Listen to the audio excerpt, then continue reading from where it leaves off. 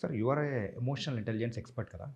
So, ఇదొక్కటి అడుగుతాను sir. ఎమోషనల్‌గా, హ్మ్. ఇంటెలిజెన్స్ పరంగా కూడా హ్మ్. ఏంటంటే, ఇప్పుడు జ్యుడిషియరీ పరంగా అయినా కానీ, వాళ్ళకు శిక్ష పడతది, హ్మ్. దొరికిపోతాం ఏదో ఒక హ్మ్. పాయింట్‌లో అని తెలిసినా కానీ, హ్మ్. స్టిల్ హ్మ్. ఎందుకు చేస్తున్నారు అలాగా?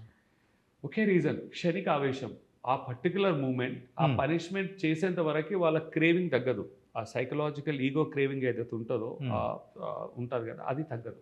ఆ క్రైమ్ అయ్యాకనే తగ్గుతారు వాళ్ళు. అక్కడ అది అవాయిడ్ చేయడానికి క్రైమ్ కావచ్చు, తప్పు కావచ్చు వాటెవర్.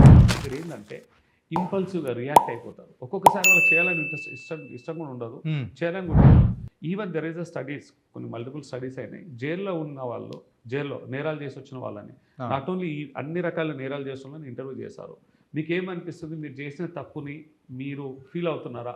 చేయాల్సింది కాదని ఒక చిన్న ఆలోచన ఎప్పుడైనా వచ్చిందా మీకంటే అందులో 90% జనాలు మేము తప్పు చేసాం. ఒక 1 మినిట్ మేము కొంచెం పేషెన్స్‌గా మేము ట్రిగ్గర్ అవ్వకుండా ఉంటే, హ్మ్. క్షణికావేశం లేకుంటే నేను ఇన్ని సంవత్సరాలు జైల్‌లో నేను సఫర్ అయ్యేవాడిని కాదు అనే పశ్చాత్తాపం, రిగ్రెట్స్ అందరిలో ఉన్నాయి. 90% జనాల్లో ఉన్నాయి.